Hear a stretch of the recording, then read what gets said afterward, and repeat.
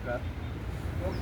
आज ओंकार मला तर गेली 3-3.5 वर्ष तर त्या ग्रुपमध्ये जॉईन झाल्यानंतर त्यावेळी असं वाटलं की ओंकार टिकेल काय नाही, पण त्याचं ध्येय अतिशय मोठं आहे. म्हणजे त्याला एक मानण्यासारखं आहे की ओंकारसारखा मुलगा आपल्या ह्याच्यात जॉईन झाल्यानंतर मी त्याला त्यावेळी बघितलं होतं की सरांच्याकडे ज्यावेळी त्यानं सुरुवात केली त्यावेळी तिची हाताची बोटं किंवा चालणं अजिबात जमत नव्हतं. पण तो चुकत नव्हता. आम्ही सगळेजण चुकीन, पण तो कधी चुकत नव्हता. त्यानं नियमित व्यायाम केला आणि ह्या व्यायामामधनं बुद्धीचा विकास हा यातनं दिसून येतो.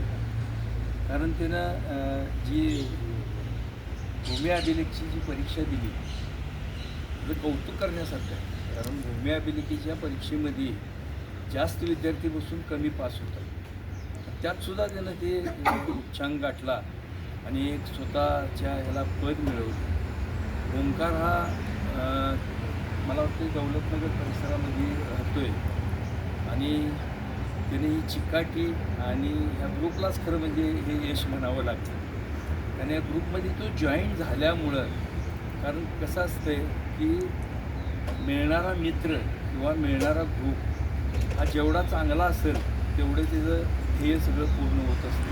आणि ओंकार बरोबर एक चांगला त्यावेळी निर्णय घेतला की बाबा आलास आणि ह्या ग्रुपला जॉईन झालास आणि तुझ्या सगळ्या ह्याच्यात प्रगती केली. कारण चांगल्या माणसाला जे जमत नाही ते तू करून दाखवलंस. प्रथम तुझे आभार मानतो की बाबा तू ग्रुप जॉईन केलास आणि या ग्रुपमधनं चांगलं यश मिळवलं. त्याबद्दल तुला ह्या ग्रुपतर्फे तुझं अभिनंदन करतो.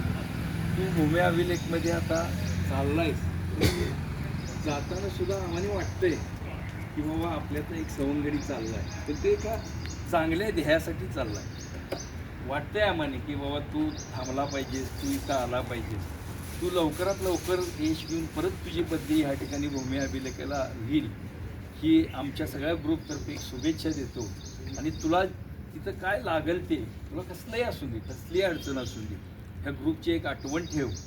ह्यामध्ये सगळे हिरे, म्हणजे इथे येणारा प्रत्येक हिरा आहे.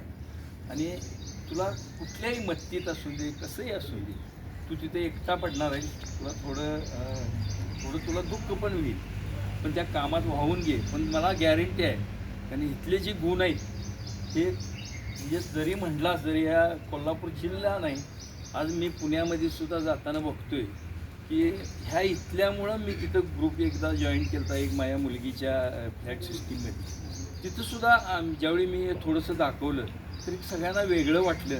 आणि आता तिथंसुद्धा एक छोटा ग्रुप तयार आहे. म्हणजे मी सांगितलेला व्यायाम तिथं करायला लागले. कारण बागी सरांनी जे व्यायाम शिकवल्यात ते अतिशय तब्येतीच्या बाबतीत मला पण ते जाणवते. मी ह्या मधल्या काळात नाही आलो त्यावेळी वाटलं की व्यायाम हा व्यायाम. त्यामुळं ह्या ग्रुपवर असंच प्रेम ठेव. तुला काय लागलं तर आम्हाला सांग.